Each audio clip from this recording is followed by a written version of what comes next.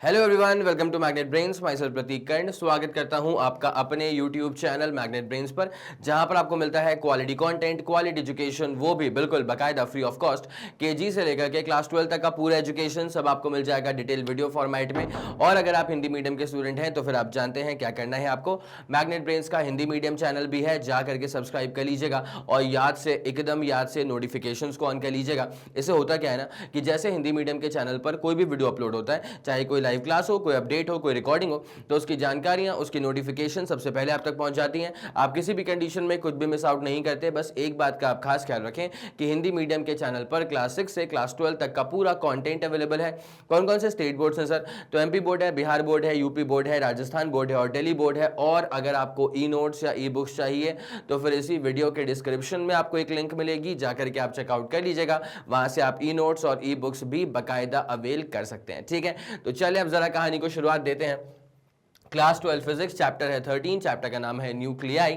इसके अंदर हम पढ़ने वाले हैं radio activity and 3 types of radiations, alpha beta gamma. ठीक है, तो रेडियो एक्टिविटी क्या होती है, जब एमिशन होता है पार्टिकल्स का तो उसके कैरेक्टरिस्टिक फीचर्स क्या होते हैं, वो सारी चीजें हम देखने वाले हैं इस पर्टिकुलर वीडियो के अंदर। और प्लेलिस्ट में इसके बाद का जो वीडियो आएगा ना, वो रेडियो एक्टिविटी किन लॉज पर गवर्नड होता है, उन लॉज को भी हम लोग देख लेंगे अगले वाले वीडियो में। ठीक है, इस वाले वीडियो में हम लोग रेडियो एक्टिविटी का बेसिक फंडामेंटल समझने वाले हैं और जो एमिशन में 3 तरह के रेडिएशंस निकलते हैं, अल्फा बीटा गामा, उन तीनों के बारे में, उनकी जो स्पेशल प्रॉपर्टीज होती है उनको पढ़ने वाले हैं। ठीक है, तो चले बिना समय लगाए लेकर के चलते हैं आपको रेडियो एक्टिविटी के ऊपर। ठीक है, रेडियो एक्टिविटी के बेसिक डेफिनेशन के ऊपर। तो पहले जरा आप एक बात समझ जाइए न्यूक्लियाई की स्टेबिलिटी और अनस्टेबिलिटी के बारे में। ठीक है, अगर आप न्यूक्लियस की बात करें तो nucleus basically comprises of many protons and many neutrons. ठीक है, nucleus comprises of many protons and many neutrons.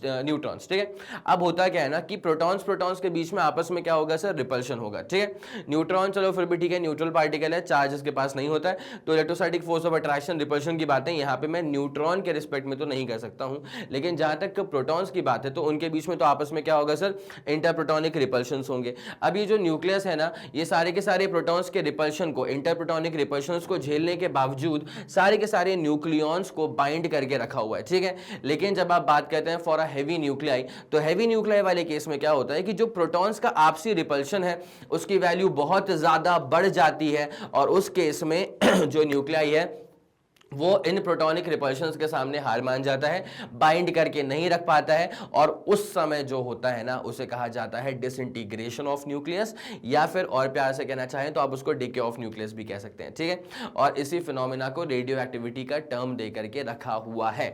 तो रेडियो एक्टिविटी की बात आप स्टेबल न्यूक्लियाई में कर ही नहीं सकते। ठीक है, अगर स्टेबल न्यूक्लियाई इसका मतलब क्या कि प्रोटॉनिक रिपल्शंस जो है ना वो है तो सही, लेकिन फिर भी न्यूक्लियस ने बाइंड करके तरीके से रखा हुआ है, तो पूरा स्टेबल एनवायरमेंट है, स्टेबल न्यूक्लियस है। ठीक है, अगर इंस्टेबिलिटी हो रही है तो इंस्टेबिलिटी इसलिए हो रही है बिकॉज इंटरप्रोटॉनिक रिपल्शंस बहुत ज्यादा हो जाएंगे। ठीक है, अब ये किस में होता है, ये सर हैवी न्यूक्लियाई में होता है। ठीक है, अगर मैं आपके सामने ये वर्ड लेता हूं ना हैवी न्यूक्लियाई, तो हैवी न्यूक्लियाई का मतलब क्या होता है कि हाई मास नंबर। ठीक है, अगर मैं आपके सामने हैवी न्यूक्लियाई का जिक्र कर रहा हूं, इसका मतलब क्या होता है, हाई मास नंबर, 230 से ज्यादा आसपास। ठीक है, 230 से ज्यादा अप्रोक्सीमेटली। तो जब हैवी न्यूक्लियाई की आप बात करते हैं, हाई मास नंबर है, इसका मतलब क्या होता है, large number of protons and neutrons. अगर मास नंबर ज्यादा है इसका मतलब ज्यादा प्रोटॉन्स और न्यूट्रॉन्स की वहां पर मौजूदगी है। ठीक है, और जब ज्यादा प्रोटॉन्स की मौजूदगी होगी तो वहां पे इंटरप्रोटॉनिक रिपल्शंस बहुत ज्यादा हो जाएंगे। ठीक है, तो high magnitude of interprotonic repulsions. ठीक है, ये चेन ऑफ थॉट समझ में आ रहा है क्या, ये चेन ऑफ थॉट समझ में आ रहा है क्या? अगर आप हैवी न्यूक्लियाई की बात करेंगे तो हैवी न्यूक्लियाई में क्या होता है सर, मास नंबर बहुत ज्यादा होता है, तो नंबर ऑफ प्रोटॉन्स और नंबर ऑफ न्यूट्रॉन्स की संख्या बहुत ज्यादा हो जाती है। तो अगर ज्यादा नंबर ऑफ प्रोटॉन्स है तो वहां पे ज्यादा इंटरप्रोटॉनिक रिपल्शंस देखने को मिलते हैं। ठीक है, लार्ज नंबर या high magnitude of interprotonic repulsions are observe. ठीक है, और जितने ज्यादा इंटरप्रोटॉनिक रिपल्शंस होंगे उतना ज्यादा अनस्टेबल हो जाएगा न्यूक्लियाई। ठीक है, therefore nuclei becomes unstable, therefore nuclei becomes unstable. तो इस केस में क्या हो जाएगा, इस केस में जो न्यूक्लियाई है ना, दिस बिकम्स अनस्टेबल। ठीक है, और जब न्यूक्लियाई आपका यहाँ पे स्लाइटली अनस्टेबल होना शुरू हो जाएगा तो this basically results into decay या फिर डिसइंटीग्रेशन ऑफ न्यूक्लियस। ठीक है, तो therefore it results into, therefore it results into, nuclei क्या है कि डिसइंटीग्रेट होना शुरू हो जाएगा, क्योंकि उसका जो इंटरप्रोटॉनिक रिपल्शन है ना, अब बाइंडिंग एनर्जी के सामने वो ज्यादा हो गया है, ठीक है। तो बाइंडिंग एनर्जी जो है ना वो सफिशिएंट इनफ नहीं बैठ पा रही है कि सारे प्रोटॉन्स को उसके इंटरप्रोटॉनिक रिपल्शंस के बावजूद बांध करके रख सके, इतनी तगड़ी नहीं हो पा रही है, ठीक है। Therefore it results into decay, या फिर आप कह दीजिए इसको disintegration, therefore this results into decay, या फिर आप इसको कह दीजिए disintegration of nucleus, therefore it results into decay या फिर डिसइंटीग्रेशन ऑफ द न्यूक्लियस, ठीक है। आगे पूरी बात समझ में, ये अपने पास में चेन ऑफ थॉट होने वाला है। मैं चाहूंगा कि जल्दी से आप पहले एक बार इसका स्क्रीनशॉट ले लें यार, ठीक है, कोई दिक्कत वाली बात नहीं है, आप इसका स्क्रीनशॉट ले लीजिए, it's as simple as that, ठीक है। आ रही है पूरी बात समझ में? यस सर, ये वाला पूरा फंडा जानदार शानदार तरह से समझ में आ चुका है, ठीक है। Okay sir, let's move on to the basic fundamental. तो ये रेडियो एक्टिविटी क्या होती है? Radio activity is a spontaneous and self disruptive activity, ठीक है। यहाँ पे न्यूक्लियस खुद ही तो डिके हो रहा है ना भाई, यहाँ पे जो न्यूक्लियस है उसका खुद का डिसइंटीग्रेशन हो रहा है, खुद ही वो डिके हो रहा है, तो ये सेल्फ डिसरप्टिव एक्टिविटी है, ठीक है। ये खुद को ही डिसरप्ट कर रही है, ये सेल्फ डिसरप्टिव प्रॉपर्टी है किसके? न्यूक्लियाई की, ठीक है। तो natural radio activity is a spontaneous and self disruptive activity exhibited by a number of heavy elements, ठीक है। लाइट एलिमेंट्स मतलब कम मास नंबर वाले एलिमेंट्स जो है उनमें रेडियो एक्टिविटी नहीं होती, ये किस में होती है सर? हेवी न्यूक्लियाई में होती है, ठीक है। द वर्ड स्पॉन्टेनियस, स्पॉन्टेनियस का मतलब यहाँ पे क्या होता है? The word spontaneous means share out of nature of the element, ठीक है। मतलब ऐसा नहीं है कि आपने उसको टारगेट किया था कि अब ये न्यूक्लियाई जो है ना उसको करवाऊंगा डिके, ऐसा नहीं होता, वो स्पॉन्टेनियस है, वो उसके खुद के नेचर की वजह से ही वहां पे डिसरप्टिव प्रॉपर्टी एग्जिबिट कर रहा है, वो न्यूक्लियस वो खुद डिके हो रहा है या डिसइंटीग्रेट हो रहा है, ठीक है। तो the word spontaneous means share out of nature of the element and self disruptive means that the element डिसइंटीग्रेट्स itself, ठीक है, खुद ही डिसरप्ट कर रहा है, खुद ही अपने आप को डिसइंटीग्रेट कर रहा है, विच मींस इसका मतलब ये है कि कोई एक्सटर्नल प्रोवोकेशन नहीं चाहिए, ठीक है। मतलब ऐसा नहीं कि कुछ बाहर से आप उसका टेम्परेचर वगैरह बढ़ा रहे हो, प्रेशर वगैरह चेंज कर रहे हो, उसके वजह से चेंजेस आ रहे हो, ना ना ना, ऐसा बिल्कुल नहीं हो रहा है, वो अपने आप ही सेल्फ डिसरप्टिव प्रॉपर्टीज एग्जिबिट करने लग रहा है, ठीक है। The emission can not be controlled by physical or chemical means, वही वाला मसला है कि this is sheer out of nature, spontaneous है, this is sheer out of nature, तो कोई एक्सटर्नल प्रोवोकेशन काम नहीं करेगा। एमिशन को आप ना ही किसी फिजिकल प्रोसेस से चेंज कर सकते हो, ना ही कुछ केमिकल प्रोसेस में कि पानी में डाल दिया या ऐसा कुछ करवा दिया कि एमिशन कम हो जाए, भाई कंट्रोल किया ही नहीं जा सकता। The emission can not be controlled by any physical or chemical means, ठीक है। आगे ये वाली बात समझ में, ये वाला फंडा समझ में आ रहा है क्या कि आप इसको किसी भी तरह के एक्सटर्नल प्रोवोकेशन से चेंज नहीं कर सकते हो, ना ही फिजिकल या केमिकल मेथड से आप इसको चेंज कर सकते हो, ठीक है। अगर न्यूक्लियाई हैवी है, अगर न्यूक्लियाई अनस्टेबल है, तो फिर उसका डिसइंटीग्रेशन होगा, तो फिर उसका डिके होगा, और जब न्यूक्लियस का डिके होता है ना तो उसमें से एमिशन होता है पार्टिकल्स का और रेडिएशन का, अल्फा पार्टिकल निकल सकते हैं, बीटा पार्टिकल निकल सकते हैं, गामा रेडिएशंस निकल सकती हैं, ठीक है। आई बात समझ? यस। तो now radio activity is therefore the property by virtue of which a heavy element डिसइंटीग्रेट्स itself without being forced bye any external agency या एजेंट टू डू सो। तो रेडियो एक्टिविटी जो है ना ये प्रॉपर्टी है, खुद की हैवी एलिमेंट की प्रॉपर्टी है, जिसके तहत वो डिसइंटीग्रेट होता है विदाउट बीइंग फोर्स्ड, ठीक है, by any external agent to do so. मतलब बाहरी किसी भी एजेंट का प्रोवोकेशन नहीं है, बाहर से किसी ने इसको ट्रिगर नहीं करा है, चैनलाइज नहीं करा है कि भैया अब यहाँ पे क्या है कि आप रेडियो एक्टिविटी शो करो, ऐसा कुछ भी नहीं करा गया है।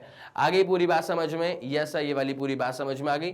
तो the phenomena of radioactivity was first discovered by Henri Becquerel in 1896, ठीक है। Henri Becquerel in 1896, Henri Becquerel, ठीक है, ये HENRY है, हेनरी बेक्यूरेल। ये वाली बात समझ में आ गई क्या? यस, ये वाला फंडा पूरा समझ में आ गया। चलिए अब तो उन्होंने क्या ऑब्जर्व किया था? He observe that uranium salts possess the peculiar property of affecting a photographic plate even when the plate was in a light proof package, ठीक है। एक फोटोग्राफिक प्लेट थी जो कि लाइट प्रूफ पैकेज में थी, तो उसके अंदर लाइट एंटर नहीं कर पा रही थी, मतलब कोई भी इंटरैक्शन फोटोग्राफिक प्लेट का एक्सटर्नल लाइट के साथ में नहीं था, ठीक है। अब उस फोटोग्राफिक प्लेट को उसके आसपास क्या था कि यूरेनियम का सॉल्ट रखा हुआ था। अब उसमें ना धब्बे पड़ गए थे किस पे? इस फोटोग्राफिक प्लेट पे। इसका मतलब क्या था कि कुछ एक्टिव रेडिएशंस कौन निकाल रहा है, ये निकाल रहा है यूरेनियम सॉल्ट निकाल रहा है, ठीक है। तो ये मैंने आपको ब्रीफ में बताया था, यही चीज इसमें ऑब्जर्व की गई थी कि he observe that uranium salts possess the peculiar property of affecting a photographic plate. और ये फोटोग्राफिक प्लेट पे जो धब्बे पड़ गए थे, कहीं आप ये ना सोच लो कि यार ये तो क्या बोलते हैं लाइट की वजह से हो गया होगा, नहीं भाई, लाइट प्रूफ पैकेज में इसलिए लेके रखा हुआ था इसको, ठीक है। It was placed in a light proof package, ठीक है। Now this he thought must be due to certain active radiations. तो फिर उनको लगा कि भाई फिर तो ऑब्वियसली ये जो यूरेनियम सॉल्ट है ना, वो कुछ ना कुछ एक्टिव रेडिएशन जो है वो एमिट कर रहा है, और इन्हीं रेडिएशंस को, and these radiations were called as Becquerel rays, इन्हीं रेडिएशंस को बाद में बेक्यूरल रेज का नाम दिया गया था। क्या आप लोगों के दिमाग में ये वाला फंडा पूरा क्लियर है? यस सर, ये वाला फंडा बाकायदा पूरा क्लियर है। मैं चाहूंगा जल्दी से आप इसका स्क्रीनशॉट लेंगे। आगे बात समझ में, कोई दिक्कत वाली बात तो नहीं है सर, पूरा फंडा यहाँ पे क्लियर आउट हो चुका है, ठीक है। इन्हें कहा जाता है फिर क्या अपन क्या कहते हैं इसको, अपन बेक्यूरल रेज कहते हैं, ठीक है। Now the phenomena of emission of active radiations by an element was termed radio activity. ये जो फिनोमेना है ना, जिसमें एक एलिमेंट, एक न्यूक्लियाई जो है वो एक्टिव रेडिएशंस को एमिट कर रहा होता है, इस फिनोमेना को कहा जाता है रेडियो एक्टिविटी, ठीक है। This phenomena of emission of active radiations by an element was termed as radio activity, and the element exhibiting this property and the element exhibiting this property was called as radioactive element, ठीक है। इस element को कहा जाएगा sir radio active element. उसके बाद the total number, ये fact based चीज है, the total number of radio active elements known at present is as about 40, ठीक है। 40 के आसपास एलिमेंट्स हैं जो कि अपन क्लासिफाई कर सकते हैं एज रेडियो एक्टिव एलिमेंट, ठीक है। Okay sir, done. Let's move on to the next topic. For instance, natural elements with atomic number greater than 82 are all radioactive elements, ठीक है। मतलब अगर अपन चेक करें तो सारे के सारे एलिमेंट्स जिसका अटोमिक नंबर 82 से ज्यादा है are all radio active elements, are all radio active elements.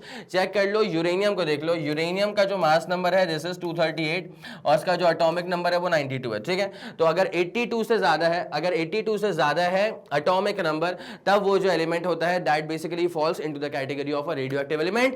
इसके पास नंबर ऑफ न्यूक्लियॉन्स की इतनी ज्यादा मात्रा हो जाती है कि वो बाइंडिंग एनर्जी उसकी कम पड़ जाती है, न्यूक्लियस तरीके से बाइंड नहीं कर पाता, and hence it basically develops into a stage of radio activity. फिर न्यूक्लियस बाइंड नहीं कर पाएगा, फिर वहां पे डिके ऑफ द न्यूक्लियस शुरू हो जाता है, which is radio activity itself, ठीक है। चलिए सर, देयर न्यूक्लियाई आर दस अनस्टेबल, ठीक है। तो इनके जो न्यूक्लियाई होते हैं वो बेसिकली अनस्टेबल होते हैं। अगर कोई रेडियो एक्टिव एलिमेंट है तो एक बात उसमें डन है कि उसका न्यूक्लियाई जो है ना सर वो कहीं से कहीं तक स्टेबल तो नहीं है, ठीक है। It is having a very unstable nuclei. Okay sir, some examples, कौन कौन से एग्जांपल्स है अपने पास में रेडियो एक्टिव एलिमेंट्स के? तो भाई अच्छा, एक चीज यहाँ पे अपन पहले इसको अपन मार्क कर लें कि रेडियो एक्टिव एलिमेंट्स के जो न्यूक्लियाई हैं they are heavily unstable nuclei. Example है रेडियम है, थोरियम है, एक्टिनियम है, पोलोनियम है, एक्सेट्रा, ठीक है। आई बात समझ? यस सर, ये वाला फंडा क्लियर आउट हो चुका है। आगे बढ़ते हैं, चलें सर। उसके बाद यहाँ पे क्या लिखा हुआ है, the experimental evidence reveals that the phenomena of radio activity is not at all affected by the impose conditions of temperature, pressure, chemical combinations etcetera, because वो स्पॉन्टेनियस है ना, it is sheer out of nature, ठीक है। कोई element अगर radio active है, अगर वो रेडियो एक्टिविटी शो करने वाला है तो उसमें टेम्परेचर, प्रेशर का कोई भी लेना देना नहीं है, ये उसका खुद का नेचर है। और वो नेचर क्यों डेवलप हुआ? क्योंकि फिर वही बात है कि हैवी न्यूक्लियाई था, इंटरप्रोटॉनिक रिपल्शंस बहुत ज्यादा हो गए, न्यूक्लियस बाइंड तरीके से करके नहीं रख पाया, and hence leads to disruption, radioactivity, decay या फिर डिसइंटीग्रेशन, ठीक है।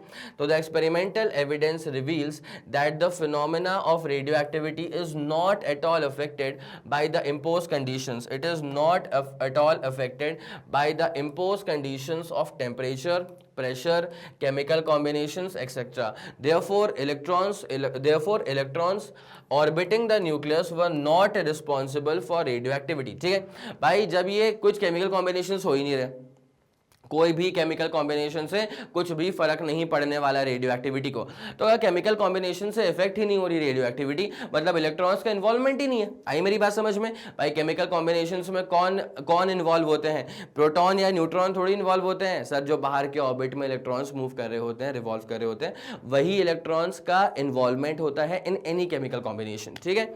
ओके सर, तो इसका मतलब ये है कि hence radio activity must be the property of heavy nuclei only, ठीक है। क्योंकि अगर इलेक्ट्रॉन्स की प्रॉपर्टी होता तो केमिकल कॉम्बिनेशन से रेडियो एक्टिविटी पे फर्क पड़ जाना चाहिए था, लेकिन केमिकल कॉम्बिनेशन से कोई फर्क ही नहीं पड़ता रेडियो एक्टिविटी पे। इसका मतलब इलेक्ट्रॉन का इन्वॉल्वमेंट नहीं है, इसका मतलब रेडियो एक्टिविटी ना अंदर की प्रॉपर्टी है, न्यूक्लियाई की प्रॉपर्टी है। ठीक है, तो ये वाला मसला मेरे ख्याल से आप लोगों के दिमाग में बाकायदा पूरा क्लियर हो गया होगा।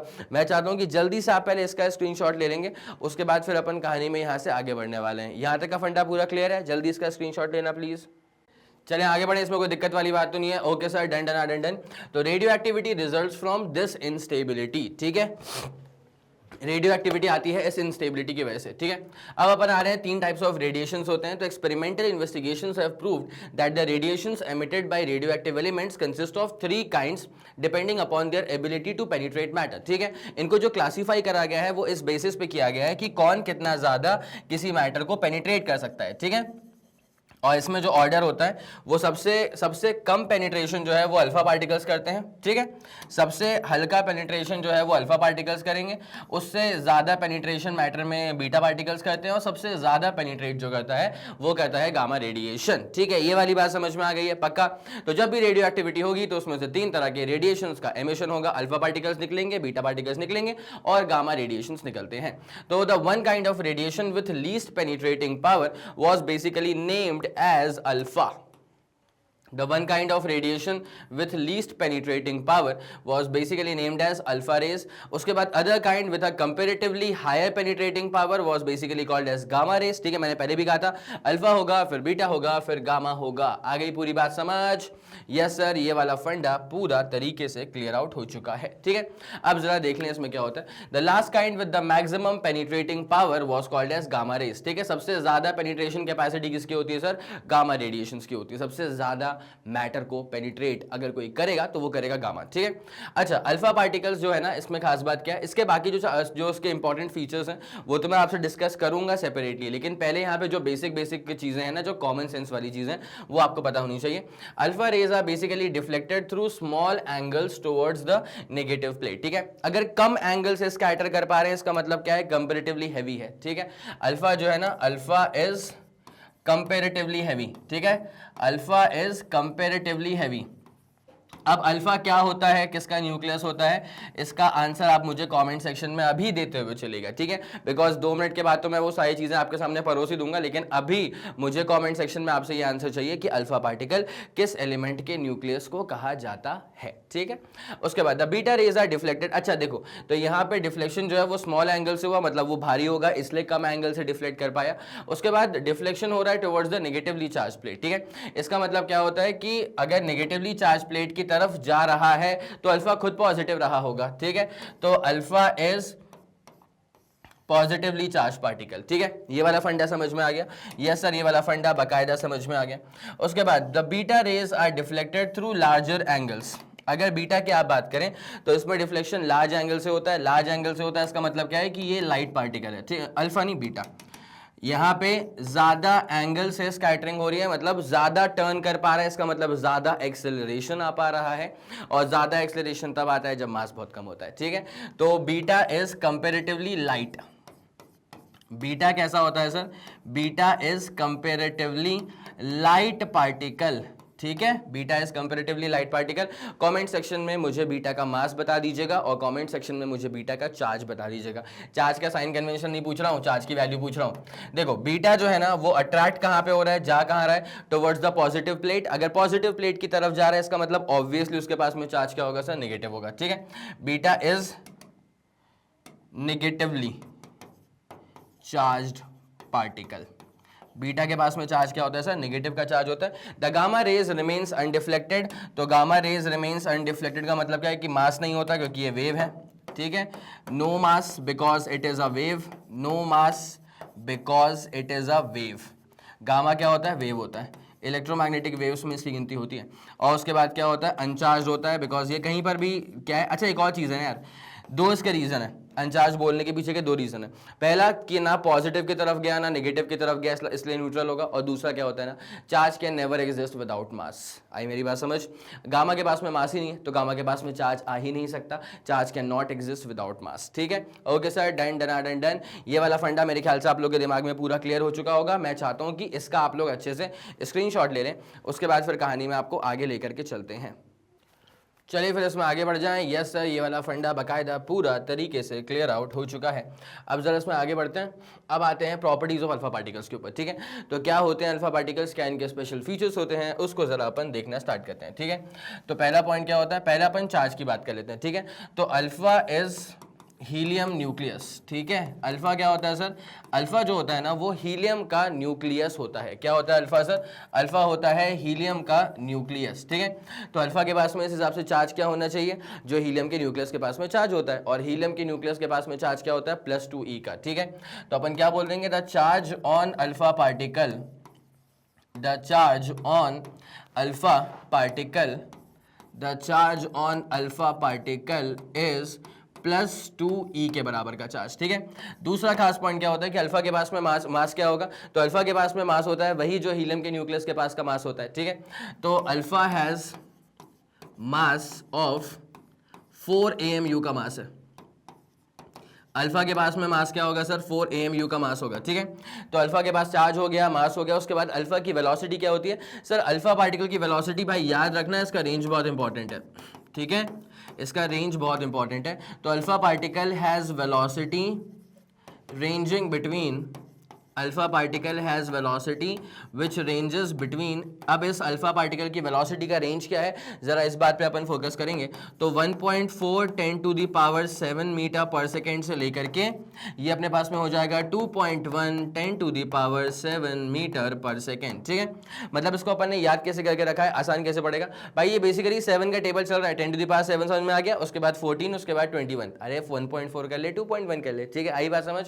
उसके बाद अल्फा की पेनिट्रेशन कैपेसिटी कितनी होती है मैटर के रिगार्डिंग, तो अल्फा जो होता है ना, अगर वो एयर में ट्रैवल करेगा तो 3 से 8 सेंटीमीटर की दूरी वो ट्रैवल कर सकता है, ठीक है। जैसे मान लीजिए फॉर एग्जांपल अपने पास में कोई सोर्स ऑफ रेडिएशन है जहां से अल्फा पार्टिकल्स निकल रहे हैं, तो यहाँ पे जब एयर में वो इजेक्ट आउट होंगे ना, तो 3 से 8 सेंटीमीटर की दूरी वो आराम से तय कर लेते हैं, ठीक है। तो the range of alpha particle is 3 to 8 centimetre, the range of alpha particle, alpha particle का रेंज क्या होता है, वो होता है सर 3 सेंटीमीटर से 8 सेंटीमीटर तक, ठीक है। The range of alpha particle is from 3 centimetre to 8 centimetre in air, ठीक है। कहाँ पे, the range of alpha particle is 3 centimetre to 8 centimetre in air, हवा में बात हो रही है, हवा के अंदर कितनी उसकी रेंज होती है सर, 3 से 8 सेंटीमीटर। क्या आप लोगों के दिमाग में ये वाला फंडा पूरा क्लियर हो गया है, यस सर पूरा क्लियर हो गया है। ये अपने पास में अल्फा पार्टिकल्स का रेंज था, ठीक है, और उसकी स्पेशल प्रॉपर्टीज थी, ठीक है। चलिए की फीचर्स थे। अब आते हैं दूसरे के ऊपर, ये अपने पास में प्रॉपर्टीज ऑफ बीटा पार्टिकल। तो मैंने आपसे कमेंट सेक्शन में पूछा हुआ था कि भाई क्या होगा इसके चार्ज और इसके मास के बारे में, ठीक है।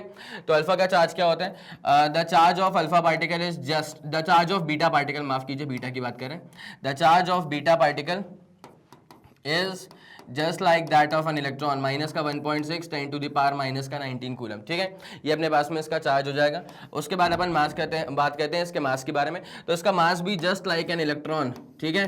The mass of beta particle is just same as that of an electron, 9.1 10⁻⁻ का 31 kg हो जाएगा, ठीक है।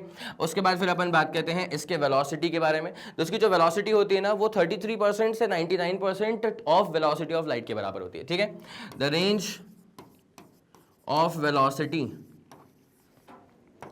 The range of velocity of beta particle is 33% to 99%, is 33% to 99% of velocity of light in vacuum, of what, of velocity of light in vacuum, ठीक है। और fourth point इसका क्या होता है, रेंज वाली बात समझ में आ गई सर, बिल्कुल समझ में आ गई। फोर्थ वाला पॉइंट अपने पास में क्या होता है इसका, कि डिस्टेंस वाइज की रेंज कितनी है, ठीक है। तो बीटा पार्टिकल जो है, जैसे अल्फा पार्टिकल थे, अल्फा पार्टिकल एयर में 3 से 8 सेंटीमीटर ट्रैवल कर लेते हैं, वैसे बीटा पार्टिकल जो होते हैं वो एयर में सेवरल मीटर्स की दूरी ट्रैवल कर लेते हैं, ठीक है। तो beta particle travels several meters in air, ठीक है। Beta particle is able to travel several meters in air, it is able to travel several meters in air, ठीक है।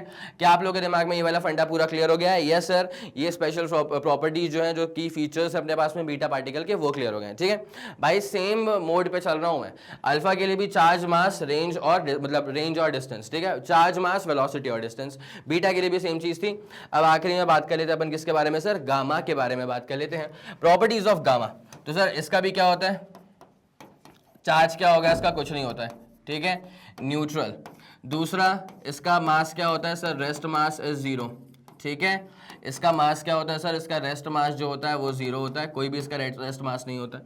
उसके बाद तीसरा क्या होता है, इसका वेलोसिटी क्या होता है, तो यार गामा की जो वेलोसिटी होती है ना वो होती है same as the velocity of light in vacuum, ठीक है, gamma has velocity same as the velocity of light in vacuum. Gamma has velocity same as the velocity of light in vacuum. Same as the velocity of light in vacuum.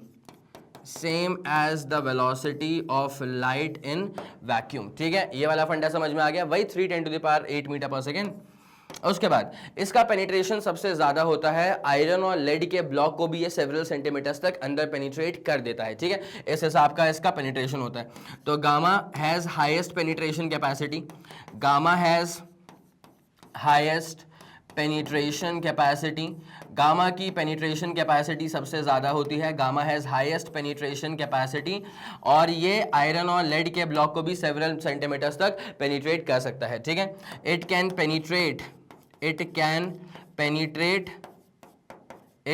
Penetrate iron और lead block, iron और lead के block को भी penetrate कर सकता है। It can penetrate iron और lead block up to several centimeters, ठीक है, आई बात समझ में। इट कैन पेनिट्रेट आयरन और lead block up to several centimeters. It can penetrate iron और lead block up to several centimeters. क्या आप लोगों के दिमाग में ये वाला फंडा पूरा क्लियर है? एक बार मुझे यहाँ तक आप कंफर्मेशन दे सकते हैं क्या? जल्दी मुझे बताएं बेटा, कमेंट सेक्शन में बस फायर इमोजीज चलते रहेंगे तो अपन समझ जाते हैं, ठीक है। ये वाली बात समझ में आ गई। तो रेडियो एक्टिविटी और 3 तरह के रेडिएशंस, ये पूरा फंडा आपके लिए कर दिया गया है क्लियर, और इसी के साथ खत्म होता हुआ ये जानदार शानदार सा लेक्चर। उम्मीद करता हूं कि आपको हर एक बात बहुत ही जानदार शानदार तरह से समझ में आ गई होगी। अगर आपको लगा कि इस वीडियो ने आपकी हेल्प करी है तो बनता यह है कि आप इस वीडियो को लाइक करेंगे, उसके बाद इस वीडियो को फैला दीजिए अपने सारे मित्र मंडल में। सबको ये बात मालूम चल जानी चाहिए कि मैग्नेट ब्रेन्स के चैनल पर प्लेलिस्ट में फिजिक्स में क्या क्या शानदार चीज़ें ऐड हो चुकी हैं और क्या ज़बरदस्त चीज़ें आप तक और भी जल्द से जल्द पहुँचने वाली हैं। अगर आपका कोई भी फीडबैक है या सजेशन है, तारीफ है या बुराइयाँ हैं या जो कुछ भी है, तो बड़े प्यार भरे शब्दों में अपनी सारी बातें आप मुझ तक पहुँचा सकते हैं यूजिंग द कॉमेंट सेक्शन। मैं और मेरी पूरी टीम सुपर एक्टिव रहेगी। हम लोग बाकायदा सारे कमेंट्स को चेक करते हुए चलेंगे, बिकॉज आपके ही फीडबैक पे काम करके वीडियोस की जो क्वालिटी है वो टॉप नॉच लेवल तक पहुंचती है और फिर हम आप तक डिलीवर कर पाते हैं, ठीक है। इसी के साथ खत्म करेंगे इस पूरे वीडियो को। और जैसे कि आप सब लोग जानते हैं कि मैग्नेट ब्रेन्स जो प्रोवाइड करता है वो English medium as well as Hindi medium वाली classes with entire full complete syllabus coverage. उसी के साथ साथ हिंदी मीडियम की भी क्लासेस आपको बाकायदा मिल जाएंगी। और जैसे कि आप सब लोग जानते हैं कि मैग्नेट ब्रेन जो प्रोवाइड करता है वो है CBSE board, Delhi board, Bihar board, UP board, MP board, Rajasthan board और वैदिक मैथ्स क्रैश कोर्स और स्पोकन इंग्लिश। इसी के साथ साथ खत्म करते हैं इस पूरे वीडियो को। Thank you so much.